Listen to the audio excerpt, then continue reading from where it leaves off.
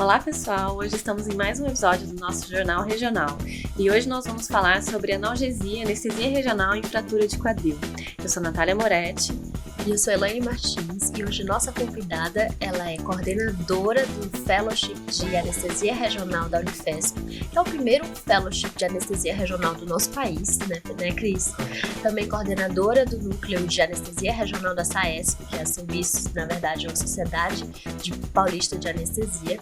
Fez a formação também na Unifesp de dor, né? Tá fazendo de dor. Então, é muito interessante esse paralelo do que quem gosta de anestesia regional acaba indo um pouco pra dor, né? Nós vamos trabalhar com dor, nós trabalhamos com dor. Então, assim, eu queria agradecer o convite, a disponibilidade da Cris em conversar com a gente, uma coisa que realmente acaba, que foi onde a gente se conheceu, né, Cris? A gente se conheceu num ambiente de trabalhar em um serviço que tratava só idoso, tratava idoso e todos os tipos de fratura num hospital ortopédico no qual essas cirurgias, e diante desse ambiente de tratamento de idoso, não tem como a gente não começar a falar deles depois do podcast de fragilidade sobre fraturas de idoso no quadril, né? Eu acho que é a maior N, né, que você consegue ter de fratura e o risco até de prognóstico, né, dos pacientes, eles tendem a ser um momento muito desafiador para os pacientes e para a família. E a anestesia regional veio como uma ferramenta maravilhosa. Você sentia isso? Você aprendeu muito com essa experiência de tratar idoso e fratura de quadril, Cris? Oi, gente. Sim, assim, né, eu comecei nesse hospital, eu já era fellow, e eu fiquei 6 anos no hospital ortopédico. Você lembra, né? Era puramente ortopédico e idoso. E assim, eu sou muito grata, né? Porque lá eu tive um N e uma experiência, porque mesmo estando lá na escola, né? Num lugar onde eu fazia 6 anestesias em idosos muito frágeis. Se você ficasse na sala do trauma, você fazia 6 em 12 horas, assim, tranquilamente, né? 6 quadris, às vezes. Né? Às vezes, se você ficasse na sala da eletiva, sim. Se você ficasse na sala da eletiva, eu fazia 6 quadris as minhas segundas-feiras, né? Sim. Então, eu sou muito grata, porque realmente você vê de tudo. Você vê o quanto que a anestesia regional é transformador, né? Então, assim, eu vi, porque quando eu era fellow, em 2018, foi justo o ano que o Dr. Peng, ele publicou o trabalho do Peng na prótese de quadril, né? Então, quando eu era fellow, tanto que o meu trabalho de conclusão de fellow era para bloqueios regionais para quadril, e aí os trabalhos que tinham, a galera estava falando de quadrado anterior. A gente nem levantava Peng porque eu tive que entregar em janeiro, fevereiro de 2019, né? Então, estava começando, né? Então, a gente usava... A discussão era muito mais, femoral, faz quadrado. Quando a gente fala de evolução de anestesia regional, isso é muito legal, porque, obviamente, quando você pega trabalhos de 1990, a discussão era peridural, contínuo, intermitente, quanto de morfina. E quando você pega os trabalhos antigos, eles injetavam a quantidade absurda de morfina na RAC, tipo 500 microgramas, uma coisa assim. Sim. E aí a gente vai evoluindo cada vez mais para a periferia, né? Então a gente tem uma evolução do central até chegar no ponto do pericapsular, ou seja, que é o mais periférico possível. Sim, exatamente. Que é a tendência, né? Isso, e antes do Peng em si, a gente tinha muito uso do femoral, né? Nessa abordagem do quadril em si. Você sentiu diferença dessa abordagem do femoral pro Peng Block? Como você, na sua prática, você sentiu essa diferença? E o que você acha que tenha um impacto em relação ao paciente idoso, né? Dessa mudança? Olha, então a gente tem 2 perfis aqui, né? Então, a gente tem o paciente idoso da fratura, né? Então, quando você está com o idoso frágil da fratura na urgência, né? Esse paciente, geralmente, eles vão fazer eles podem fazer uma haste curta, né? Que eles chamam de PFN, uma haste longa, dependendo, né? Pode passar só um parafuso canulado, pode até fazer uma prótese bipolar, né? Mesmo na urgência. Então, nem todo paciente vai deambular de forma imediata. Dependendo do serviço. Dependendo do horário, né? Então, dependendo do perfil do paciente, né?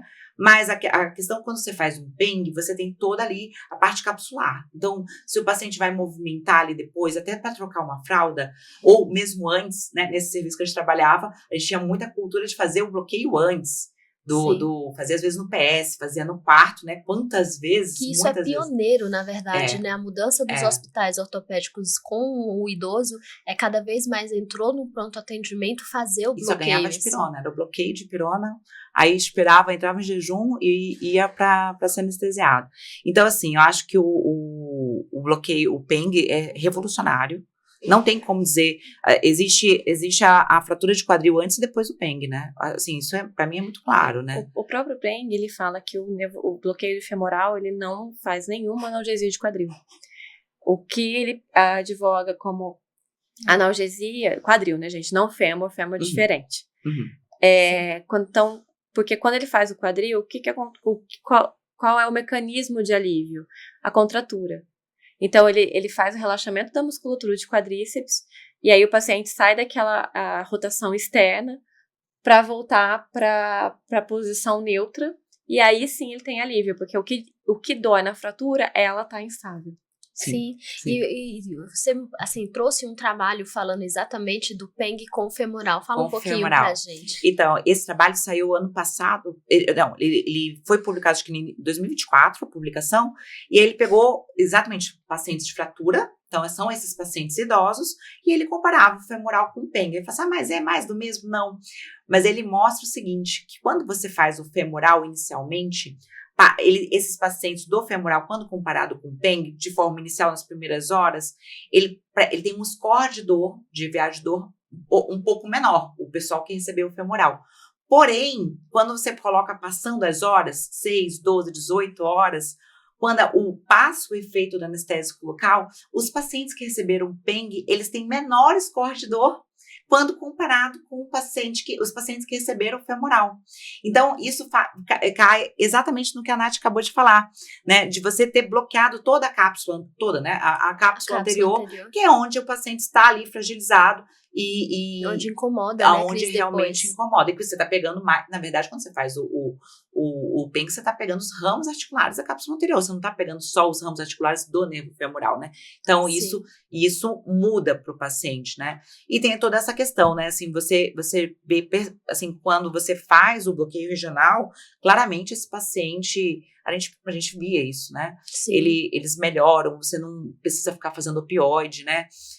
Os pacientes do trauma é fantástico, assim, você vê que você não precisa ficar fazendo opioide, aqueles idosinhos, né? Você faz dipirona, aquece, no máximo tramal, mas geralmente não, né? A gente nem via isso quando a gente estava com a equipe da regional, né? Então, sim.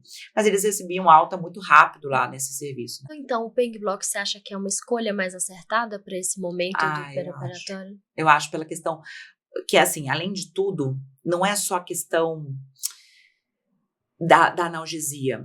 Porque se você está num serviço que você consegue fazer até antes da cirurgia, e o paciente está aguardando pela cirurgia, como era nesse lugar que a gente acontece, a mobilidade do paciente. Então, por exemplo, você quando faz um PENG, a paciente vai trocar uma fralda. Ele vai, às vezes ele quer passar de maca.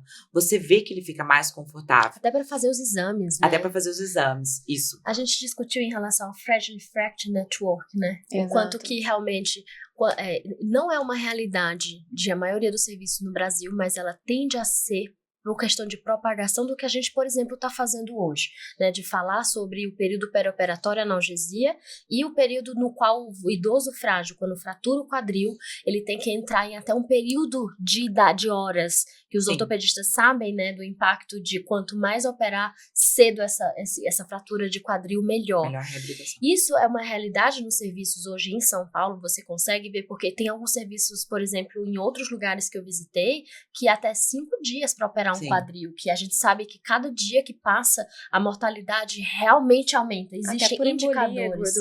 Você tem esse trabalho, assim, eu tenho um respaldo científico de estar falando o que eu falo, Nath. Não é, porque, né, de 3 dias, a partir do 3º dia, se eu não me engano, é 72 horas que o paciente tem que entrar. Porque, na verdade, a fratura de quadril é considerada uma urgência. Então, assim, nesse serviço que a gente trabalhava, por exemplo, eles sempre colocaram isso, os exames laboratoriais, eletro e raio-x. Né? Você fala assim, aí tem aquele anestesista que fala assim, não, mas eu porque ele é um idoso, ele tem 78 anos, ele tem 80 anos, eu quero um eco. Não, você tem que conseguir fazer uma avaliação clínica. A maioria das vezes, o anestesista tem que estar apto para fazer essa avaliação, porque você não pode esquecer que isso é uma cirurgia de urgência e não uma cirurgia eletiva. Nem todo hospital vai ter a disponibilidade de ter um cardiologista que vai passar ou que vai fazer um eco ali. Eu tô falando assim, se você tiver... E caso a gente queira saber alguma coisa... Você eu pode... acho que nós podemos fazer o point of care. Exato. Sim, exato. Que é o uma habilidade, exato. Que é uma habilidade uma habilidade. Então, por isso que o que é tão necessário hoje a gente discutir, a gente está falando isso, né? Mas pra gente é como se fosse óbvio a gente ter ultrassom à beira-leito ou no centro cirúrgico. É lógico que a gente sabe que existe, o nosso país é muito grande e tem muitas discrepâncias. A gente sabe que no interior, às vezes mesmo no hospital de periferia, não necessariamente tem o ultrassom. E isso é a questão que a gente precisa batalhar para que tenha isso. E não só tenha o ultrassom disponível, como o seu anestesista esteja preparado para essa situação, né? Uma coisa que eu sinto falta, e agora eu vou para uma outra área, que você falou disso, mas quando eu fui estudar a resolução do CFM em relação à anestesia regional, e aí, na verdade, o que o CFM diz e a SBA, o que eles dizem é o anestesista deve utilizar a melhor técnica atual. Uhum. Só que não existe assim, a melhor técnica atual é o uso da ultrassonografia. Isso não está escrito. Então, isso dá margem para, por exemplo, o hospital dizer, não, a melhor técnica pode ser o neuroestimulador. Quando a gente não escreve que a melhor técnica é o uso da ultrassonografia ou de esteja disponível, infelizmente, dificulta a nossa classe, né? Exato. Sim. E cada vez mais, então, até assim, tentar fazer trabalhos, e eu acho que se for para escolher um trabalho com impacto de anestesia regional, intra e pós, de qualquer forma, na fratura do idoso. Você concorda comigo? Exatamente. Porque a gente tem um N muito maior. Sim. Se você for olhar, muito grande, exato. A população está envelhecendo, né? E você tem assim, tanto se você tiver em qualquer hospital que tenha um PS ortopédico, seja ele SUS ou privado, é o maior N. Não tenha dúvida disso. E a gente consegue, por exemplo, com ultrassom, fazer analgesia, avaliar um POCUS. Sim. Avaliar. Sim. Porque, na verdade, para esse paciente, o que a gente precisa saber, basicamente, é a condição, se ele bate, se o coração tem uma fração de ejeção ok ou não. Sim. Sim. E a gente fala sempre só PENG block. Você acha que só o PENG block isolado, nesses casos, é fundamental ou precisa de algum outro bloqueio? Como que geralmente... A gente já teve discussões de incisão, de tudo, mas... Eu acho que é assim, né? O protocolo... É aquela história, né? O protocolo, sempre a gente vem para aquela regra de Pareto, né? Então, falando em protocolo, eu já lembro da Nath. Toda vida que eu penso em protocolo quando você fala, né, Nath? Mas é isso mesmo. Porque assim, aquela história, né? Então, 80% dos casos vão cair dentro dos 20%, 80% dos pacientes vão cair dentro dos 20% dos casos mais frequentes. Beleza. Só que é a questão do seguinte, a gente precisa individualizar. Exato. Porque a gente está na medicina. Então, existem pacientes e pacientes. Então, por que eu tô falando isso? É lógico que eu amo o cutâneo lateral da coxa, o cutâneo femoral, porque vai pegar ali 90% das decisões, assim, né, todo mundo que faz PENG vai fazer o cutâneo, só que é aquela questão, né, a gente precisa ver qual é o paciente que você tá manejando. É um paciente que já tem dor crônica? É um paciente que, assim, né, a gente estava falando, né, se vai entrar em 24 horas esse paciente, ou da fratura, né? Sim. A gente sabe que às vezes em um hospital muito ricos aqui, muito diferenciados aqui em São Paulo, às vezes não entra em 24 horas. Sim. Porque não tem disponibilidade de material, porque não tem leito, entendeu? Hospital, eu tô falando de classe AA, e às vezes não entra. Às vezes o paciente tá fraturado, o cirurgião me liga e fala assim, então, Cris, eu tô com uma fratura aqui, vai entrar, hoje é uma sexta, ele fala assim, vai entrar domingo de manhã, entendeu? Ou seja, tá batendo 36 horas, né? Mesmo em classes bastante elevadas, assim, você acaba tendo que agendar pela questão de horário, dieta, do jejum, do material, enfim. E a questão da gente individualizar a técnica. Por que eu tô falando isso? Porque você precisa saber qual é o tipo de fratura, se esse paciente... se ele já tem uma dor neuropática antes, se ele já tem dor crônica, quais outras situações que ele tem, né? Então, a gente tem pacientes extremamente... Fantástico, essa variáveis, individualização. Né, individualização. Eu, semana retrasada, antes de eu viajar, eu anestesiei 2 pacientes. Então, eu posso comentar? Pode, lógico. E agora vou pular para a eletiva, né? E foi muito engraçado, porque essas 2 pacientes, as 2 chamavam Maria. Só que era Maria alguma coisa, né? Cada uma das 2, né? E uma tinha 73 anos e a outra tinha 75. As 2 eram prótese de quadril. Essa primeira Maria, as 2 chamavam Maria. Ela tinha 75 anos, tem 3 semanas, 2 semanas. E ela entrou às 13 horas em ponto. A cirurgia dela durou 40 minutos de pele a pele. E os mesmos bloqueios, bang, cutâneo, eu fiz neuroeixo, propofol em bomba, tudo bonitinho, tá? RPA, eu corri o mesmo volume. E as 2 tinham quase um trabalho científico, né? Exatamente. Assim, só que assim... Os viés, quais foram os viés? A segunda Maria, né, a de 73 anos, o dela era o quadril do outro lado, das 2 primárias. O dela, a cirurgia dela demorou um pouco mais, demorou 1h20. Deu um pouco mais de trabalho, tá? Tudo bom. Então, ou seja, 2 pacientes semelhantes, mesmos critérios de inclusão e exclusão, mesma técnica anestésica. Tudo. Desfecho. A primeira Maria, que foi a cirurgia de 40 minutos, que era que falava com voz de criança. Acabada. Dor anterior no quadríceps, do afastador. Tô sentindo, não tô conseguindo mexer direito a perna. Não conseguiu andar. Tava muito difícil. Tá. A outra Maria pediu alta. Fez a fisioterapia, não sei o que. Ela entrou mais tarde. A cirurgia durou o dobro de tempo. E ela pediu alta, foi almoçar em casa. Isso é muito importante o que você está falando. A gente estava até discutindo no podcast de dor aguda, né? Exato. O quanto que os serviços, a avaliação do anestesista pré e pós individualiza, por exemplo, até o uso do opioide, ele influencia na nossa anestesia. Se você olha se o paciente ele já faz uso de opioide no intraoperatório, os trabalhos mostram que aumentam em 20% o uso de opioide durante o período pré-operatório em pacientes que já usam. Que talvez que é um paciente que você já tenha que deixar de forma regular. Ou fazer um pouquinho de morfina na hack. Uma pergunta que os anestesistas falam, né? Os residentes perguntam para mim, quando que você põe morfina na hack? Eu vou repetir a pergunta para você. Eu concordo plenamente com isso, ainda bem que você chegou nesse ponto. Existem pacientes que eu sou hoje a favor de colocar um pouco de opioide na hack. Sim, e a discussão ela é saudável, principalmente pacientes que já usam opioide. O que eu vejo, Cris, é que às vezes eles, quem não faz esse acompanhamento e não tem o feeling que você teve de avaliação subjetiva do paciente, eles diminuem o consumo de opioide no intraoperatório. Isso não é bad medicine, né? E uma coisa interessante é que quando, assim, muitas vezes nos trabalhos, o paciente catastrofizador, quando ele preenche aquela escala de catastrofização, ele é excluído do trabalho.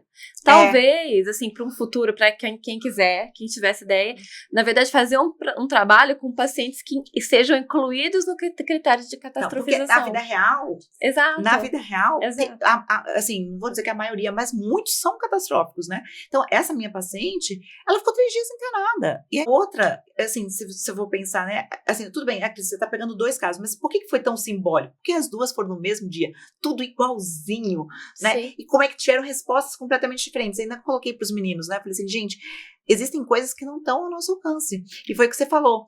Como elas são excluídas dos trabalhos, aí quando você vai colocar na prática...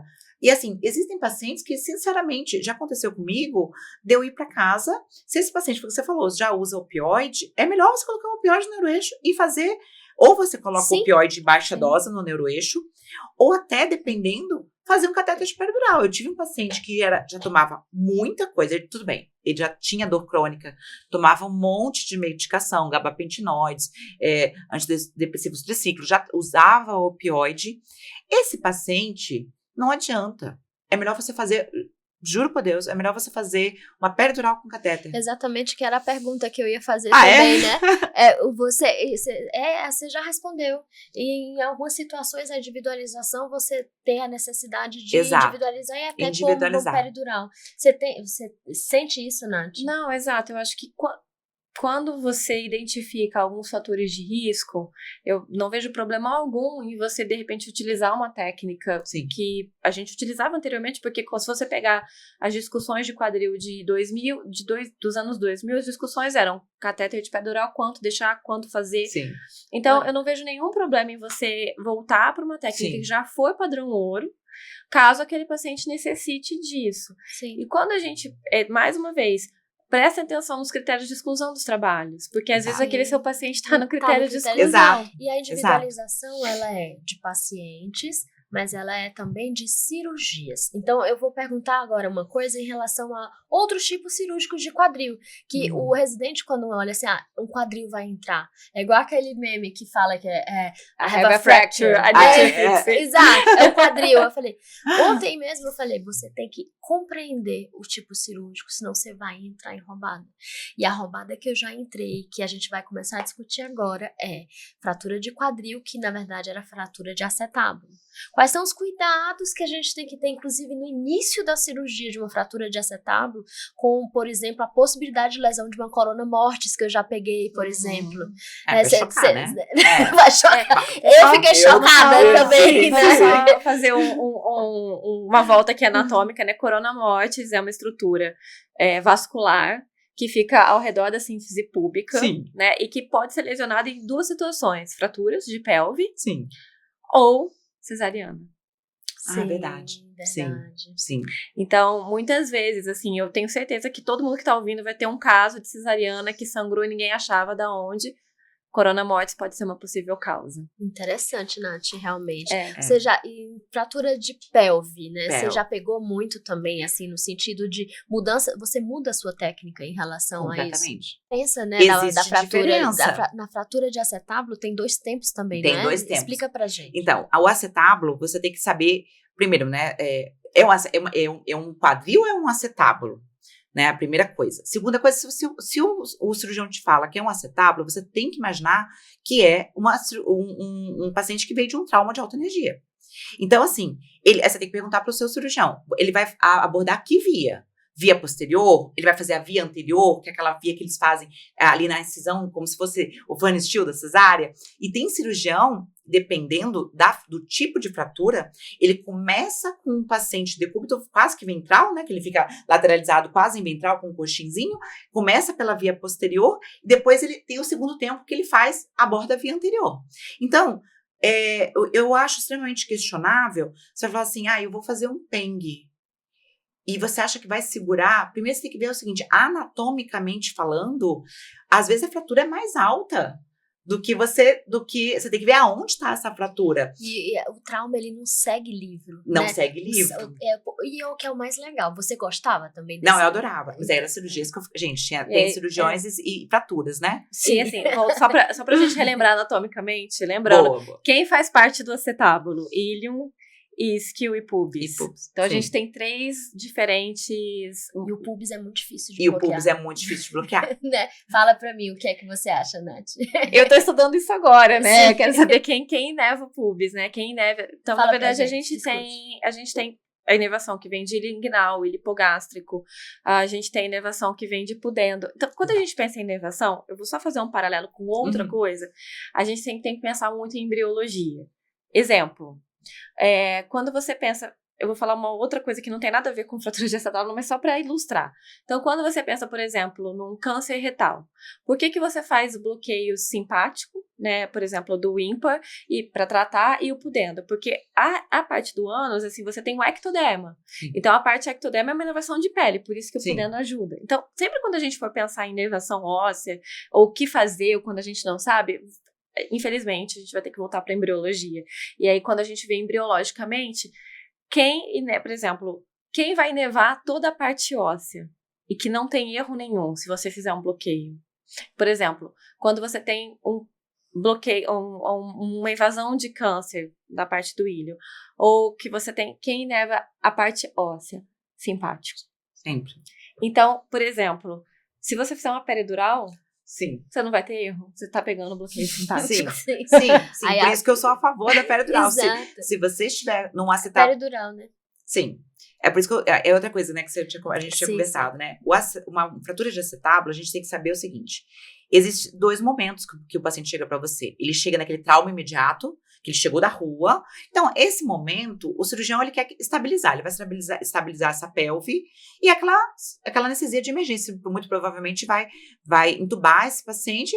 Talvez você faça uma facilíaca, né? E, geralmente, eu estou conversando aqui, quando eu falei da fratura do acetábulo, da segunda cirurgia, que é a cirurgia que eles vão fazer definitiva, né? Que eles vão colocar aquelas placas, né? Você vai pegar esse paciente do segundo momento, que é a cirurgia que o paciente já está fixado. Às vezes eles estão Fica com fixador externo, né? Então ele vem para você, porque o cirurgião já pediu material, ele vai vir de uma forma eletiva, então você começar essa anestesia, a primeira coisa que você tem que ter em mente, né?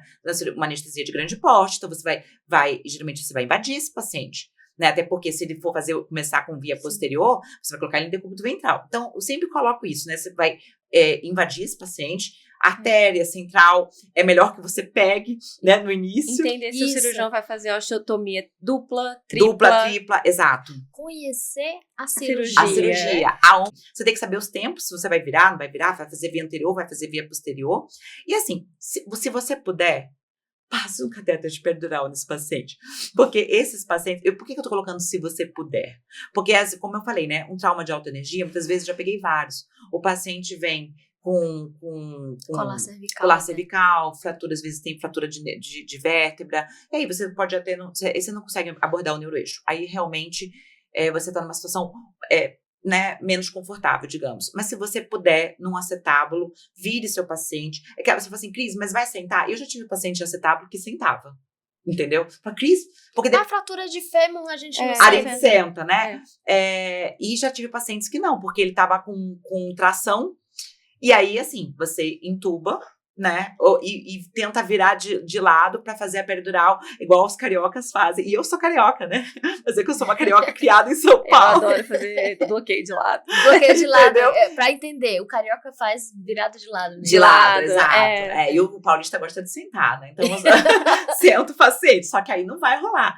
Então, assim, se puder, no acetábulo, passe um catéter. Porque, assim, se o cirurgião aborda ali aquela região posterior, mais perto da região sacral, aquela região sacra medial ali. Muito cheia de inervação. Muito cheia de inervação. A verdade, o bloqueio ideal para esse caso seria uma caudal, mas a gente não faz isso na anestesia regional. Não faz, é verdade. A gente não faz. Mas, enfim, pra gente finalizar, o que a gente chega de apanhado, wrap-up final. Sempre a gente faz isso, né? Apanhado final. Quando a gente fala de fratura de quadril, não é fêmur, quadril. Né? O que a gente tem de hoje de melhor escolha? O Peng Block. O Peng Block. Você olha os trabalhos, assim, imbatível, né? Sim, exatamente, que é uma infiltração da cápsula. De reabilitação. Quando a gente fala de trauma de alta energia, individualização, entender a cirurgia, conversar com o cirurgião. E eu venho de uma geração de anestesistas que conversava muito pouco com o cirurgião. Então, eu acho que agora, talvez, a gente consiga mudar um pouco esse paradigma. Excelente, Cris. E agradecer. Obrigada. Foi uma discussão obrigada. muito legal. Foi um encontro científico muito bom. Obrigada. Imagina.